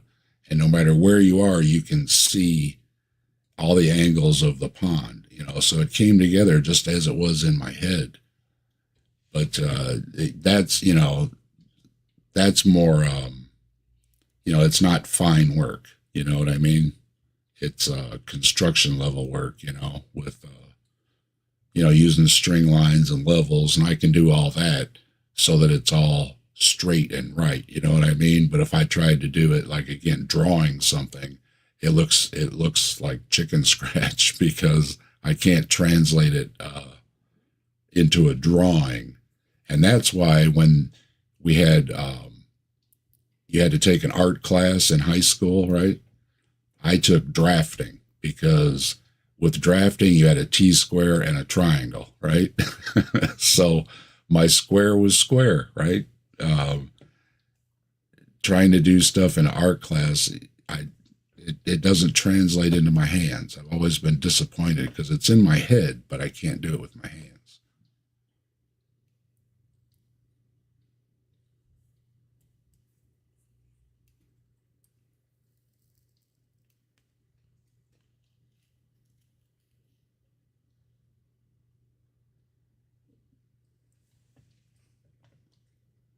Are you still there? Yeah, it got awfully quiet.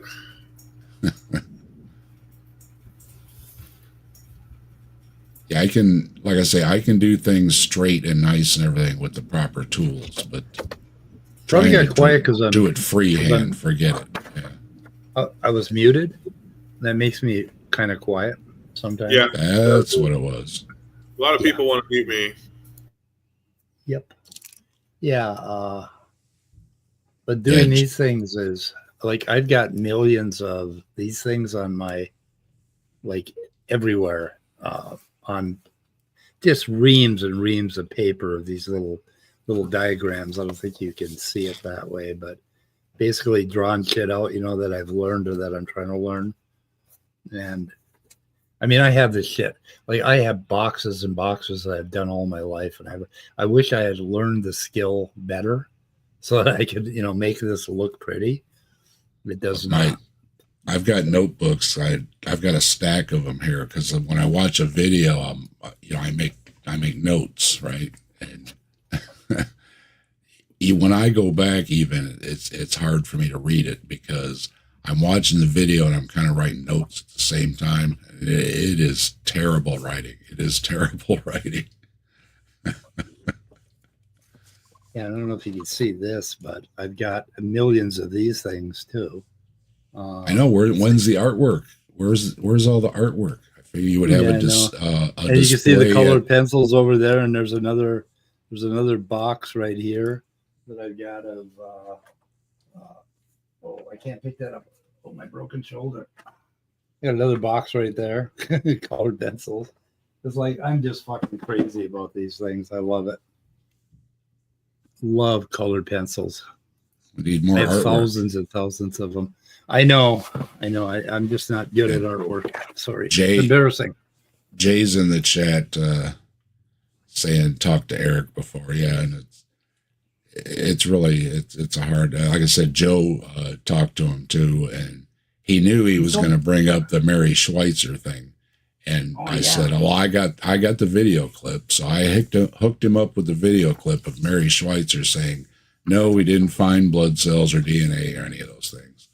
And he played it, and Lionheart was still arguing against it. That no, she found those things, and it's like found those things. I just played the video where she said I didn't find those things. Oh yes, she did. It's like, well, how do you argue against that? It's and very frustrating. AIG is going on about the collagen that they found in. I guess it was a bunch. Joel Duff did a thing on them. It turns out it was a bunch of creationists that did a really good paper that was peer reviewed about an Edmontosaurus, I think it was. Yep, and they found 60 million year old collagen, they said. But no, it wasn't fucking collagen. What they found is hydroxyproline in certain patterns that indicated that it was the remnants of collagen. And proline is a amino acid with a ring structure in it, and it turns out to be extremely stable. So the traces of collagen last for a long time.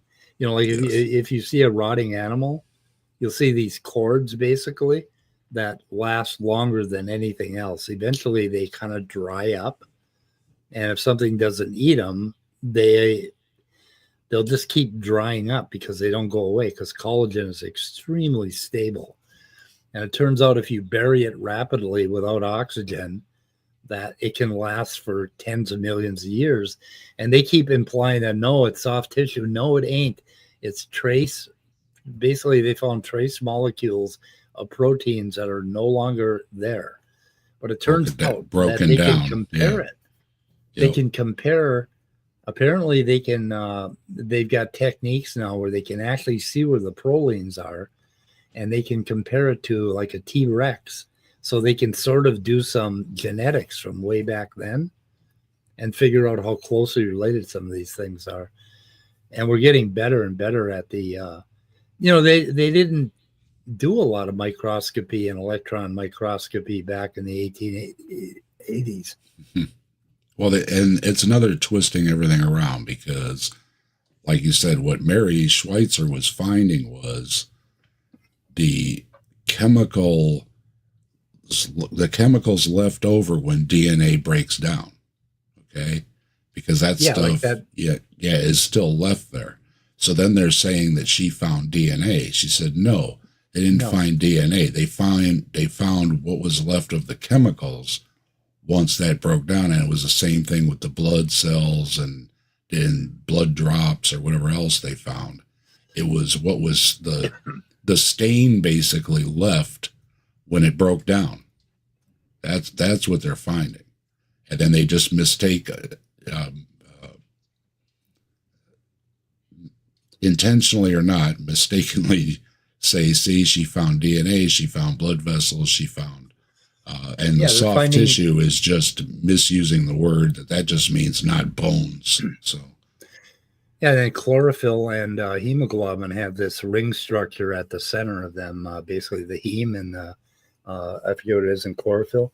And those ring structures are really stable. They just lock in and they stick around for a long time. Like in coal, you can find all kinds of remnants of biomolecules. It left a stain, basically, right? But we've just started scratching the surface of what we can learn from all that. And it's going to be more and more. You're going to hear creationists talk about soft tissue here, soft tissue there. No, it ain't fucking soft tissue. That's what Mary was disappointed in, is that her finding has so many future applications for learning about all these different things, and all anybody wants to talk about is misquoting her and sensationalizing that, oh, they're finding meat on the bone in a dinosaur, and she's very disappointed that they aren't saying that all the things that this could lead to and further research and discoveries and everything. And that's just all being kind of forgotten about because all anybody wants to talk about, oh, I heard you found meat on a bone. And, it's very frustrating. Yeah, they're trying to piece together, sections of genomes and stuff. But God, if we had the genomes of all of those fossils, holy shit, evolution would be slam dunk. I mean, it's just right there. And the creationists, of course, can't answer why they can find woolly mammoth DNA, but they can't find dinosaur DNA. Right. So they're just making the assumption or just putting it out there. Oh, yeah, they're finding dino DNA when they're not. Yeah, they don't like to talk about the woolly mammoth DNA and the saber-toothed tiger and all that stuff in the dire wolf. They just want to talk about, bullshit. It goes on and on.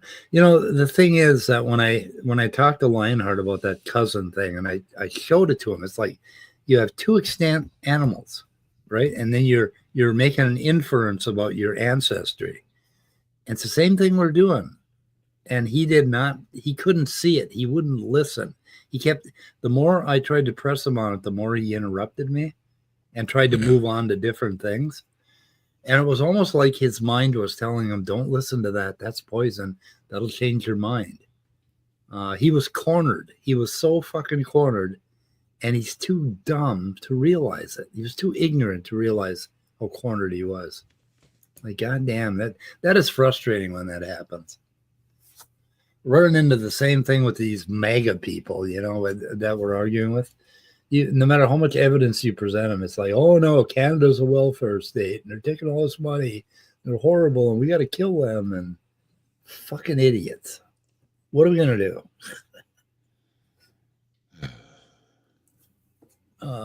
Austin, don't read that many. Don't read a bajillion, mammalian, Luzillion, Shabadasha, Boolillion, Bazillion, Quatillion papers. Don't do that. So many papers. He read more than Jay, so he beat Jay. Jay, you don't know anything, man. He's got a Darth attitude of shut up and listen to me. You don't know what you're talking about. Yep. So why aren't more news articles talking about this Trump thing where he sort of took the Justice Department and said they have to start reporting to the president? Oh, yeah. Blatantly IMD violated law. Yeah, and only like one or two news articles on it. Hardly anybody's making a big deal out of it. It's like they want to make a bigger deal out of fucking other weird shit. Oh yeah, they're making a big deal on IVF that he's made that easier more to acquire. That's all they talked about. At the same time, he signed this executive order that gave him power over the Justice Department, supposedly. I don't understand how that's ever going to fly in court, but who knows? I don't know. Him and the AG or somebody, there's two people that he said decide what is the law. Yeah. What's that called? Dusty said on his show that it's the frog in the pot, but they're turning up the heat really slow. Really slow. And then it's watch the birdie. You know, they come up with something that's controversial, and you just watch the birdie. And meanwhile, they're in the back room. There's a trans person over there. See that trans person over there? Trans person. Turn the heat up a little bit. Don't pay attention to what we're doing over here. Yeah, put your daughters away. There's a trans person in the room. Oh my God. Dusty was up in arms about it. If you don't watch Dusty Hill, Dusty was up in arms about it. So Jay, are you watching the third season of Reacher? Goddamn, I was gonna wait for it all to drop because I'm watching Severance and I'm watching. Yeah. You know, I'm watching the third season of Reacher. I just watched the first 3 episodes because they dropped all together, and I've got that post Reacher depression. That I want more Reacher, and Thursday is way too far away. Next Thursday. I know. I'm not going to do that anymore. Even when I watch an entire season all in a row, I still get post Reacher depression. It's a thing. Look it up. It's in the DSM 6, I think. The draft of DSM 6. Yeah, post Reacher depression. You just want more Reacher. Paradise is a really good series, and it's also I gotta wait until the 25th now for the next episode. God damn, it's good. Yeah, I kind of stalled out on it at this one point. Well, yeah, I just get so tired of that billionaire because it's too lifelike. Yeah. Having your entire existence dependent on a single billionaire is with too much power. It's just hitting home. Yeah. What the hell? What is the name? Sinatra you're talking about? Yeah. Yeah, and the problem is that the last part I saw was when this one character and this other character were in the bar and decided they might go after somebody. And I don't know if I don't want to spoil anything. Yeah, you don't want to spoil anything, but anyway, it starts out. It's very interesting premise. Yeah, I saw with her freckles is somebody I've followed around forever with my pen hanging out. I just love her. Nicholson, Julianne Nicholson, I believe her name is. Yeah, but she's playing such an evil person that. But I don't hate her. I would still stay married to her, even if she was an evil billionaire, because I just like her freckles so much. Yeah. That's always been a weakness of mine is freckles. Mike's weak for the freckles. I was kind of disappointed. I saw. Apparently, CBS has this new series called Watson, which is set in modern day, current times, and it's about Watson, who is Sherlock Holmes's partner, in investigations and stuff. And it's like after Holmes apparently died after falling over a cliff fighting Moriarty. Yeah. And he sets up, it turns out that Sherlock Holmes in his will left him a clinic in America, in Pittsburgh. And it doesn't explain why John Watson is American when in the actual most actual representations of it. He was British, but it's just weird. It's like House plus this weird premise of this is John Watson, and it's just starting out to me to be such a bad premise and a bad show. But I watched it because, next time they have a good Sherlock Holmes movie or series, I want to watch it because I've always liked Sherlock Holmes, but this one is disappointing.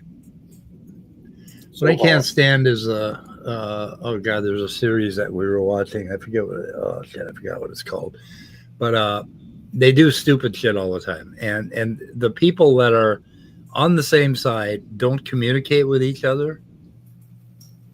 They don't, they'll find something and they won't tell the other person, the other actor, about it. Mm-hmm. And you can only handle so much stupid, and you got to fucking turn away. Yeah, and it's just like the writers are just so lazy sometimes. It's just horrible. Indeed. They are lazy. What do I got here? Oh, I know what I got. Oh. Yeah, I would recommend it for anybody who has not read the original Sherlock Holmes stories. Stop watching any Sherlock Holmes related movie or TV series and just read those books. Yeah. Then later on, you can watch different. What do they call it when you take a book or a series and make a movie out of? I forget what they call it, but whatever those renditions are called, just read the original books, absorb them, and then go in and make critiques of the movies and the TV series. I read Sherlock Holmes when I was a youth. It's one of my favorite books. I read it over and over. Uh-huh. I used to be a Ute. 2 Utes. I was a Ute. Yep. Long time ago. I'm a Sherlock Holmes fan. Yeah. Good reading.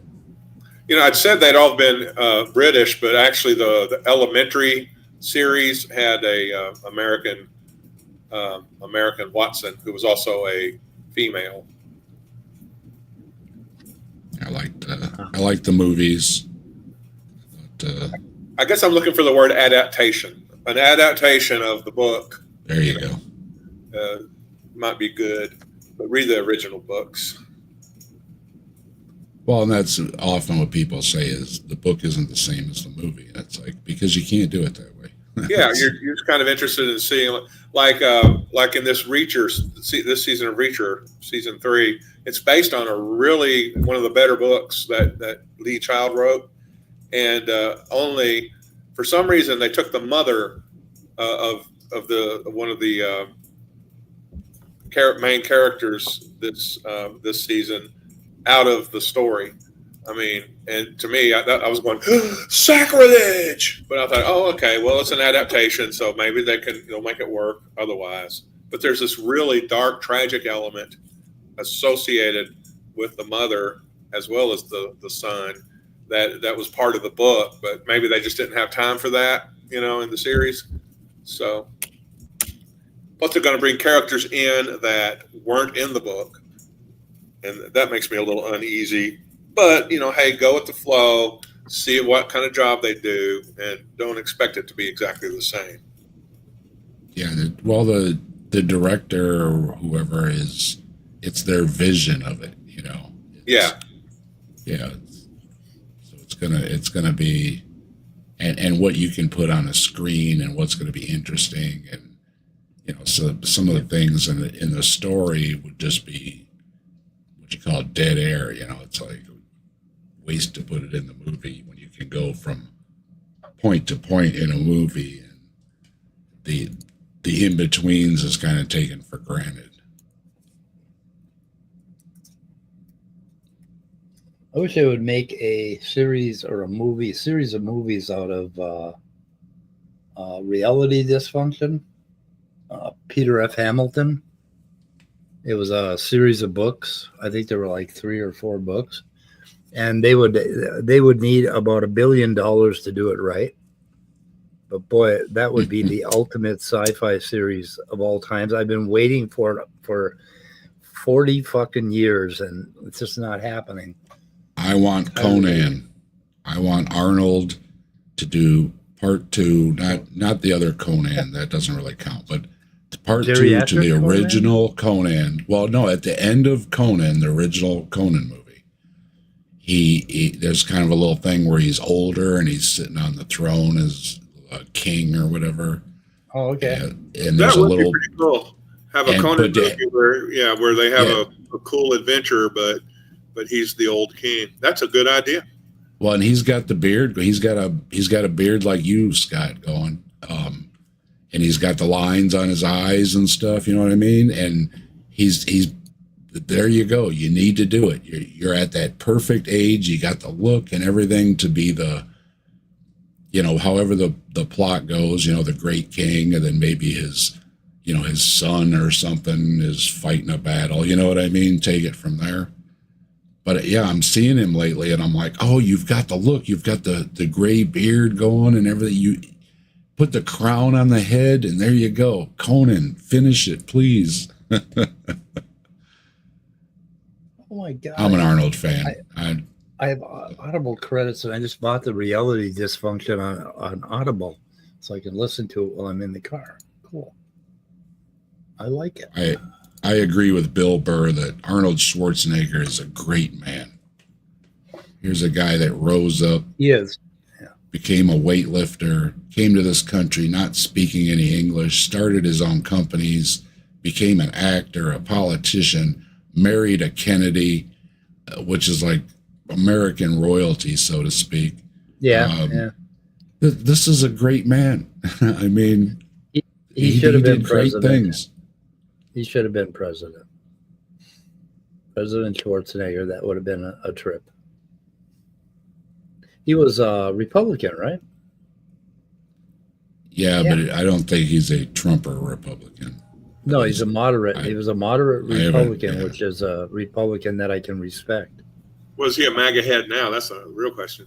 I don't think so. I don't think he's a MAGA head. There was a book by somebody named DeCamp, as well as DeCamp and Carter. So I think it was fan fiction called Conan of the Isles, where it says he abdicates to his son and goes off in search of adventure one last time. That would be great. That would be good. That would be great. I know it writes itself. It's there. You need to do it, Arnold. Please. I know Arnold's out there listening because he's a fan of the show and everything. Please, Arnold. Please. Yeah, please, Arnold. Please do Arnold or do Conan. Yep. The King. It writes itself. It's there, and the fans would be ecstatic. I would be ecstatic. As John mentioned earlier, I would get moist. We got a Loki. I got a Loki. So look at the trees. I'm sorry, but we're going to end soon. Trees is back home ready for a rip and a sip because he was at the dispensary, so he's got the hookup. Yep. Yeah, I had some luck yesterday too with similar things. But hey, Geo Sam, how you doing? If you noticed, I've been using your graphic at the end of my last couple short videos I made. I think it looks pretty neat at the end. Geo Sam sent me a graphic of the captive desk spinning around and stuff, and I've been using that graphic. So check that out if you didn't see it, Geo. Thanks again. So Loki has made an appearance. It's the Loki. There's the Loki. This is a gato. Yep. Time to go. He looks like he's got a bald spot right there, but he doesn't. It's just his hair. Loki, look up. Jesus. Loki. They can't see you. You can't get a He's cat so black for the camera. Yeah. At least not at this pay scale. Yeah. Kitties and cameras, they don't work very well. Anyway, okay, I kind of want to get out of here. So I guess the point I really wanted to make is that cousin thing is really important, and I cornered that son of a bitch, and I don't really ever want to talk to him again because he doesn't corner well. No, he'll get belligerent really fast. Yeah. Yep, he's kind of a problem. Anyway, that's his thing. Get out of here, okay, guys? That's his thing. That's what he do. He sits around with his little crew, and they all say, "Oh, evolution's stupid." And they'll have a good laugh, and it keeps them entertained, I guess. So we're doing Toaster Man on Saturday night at the Atheist again. Yeah, he's. I'll send you the video. This one, he's addressing Matt Dillahunty and skeptics, because he said Matt has said that he's never heard a good evidence for God or something like that, and Wayne is going to present it. Oh, cool. And I've still got some more if we get through that one. So, yep. I've got 5 or 6 of his videos. We don't get through much. You saw it, Sam? Okay, Geo Sam saw it. Okay. Yeah, so we're going to take a look at Wayne, and don't forget, everybody, have a chat with your toaster. Maybe say hi to the ketchup bottle, because we're going to review on Saturday if anybody has manifested. All right. It should be a lot of fun, because last time we talked about Wayne, I think my face hurt for an hour after the show from all the laughing. So it should be a good time. So are likes on your video, are they really important, because or are they just like kind of a distraction that YouTube makes you think they're important but they're not? Are likes important? I don't know. It's a way to help people out. Anyway, give me some likes, guys. We're gonna get out of here. Give it some likes. Okay. Want to say goodbye, guys? Bye, everybody. Scott. Goodbye, guys. Goodbye, guys. Okay, goodbye, guys. Goodbye, Crew World. We're out of here. That's the sequel to Goodbye, Girl. Yep. We're ending the stream.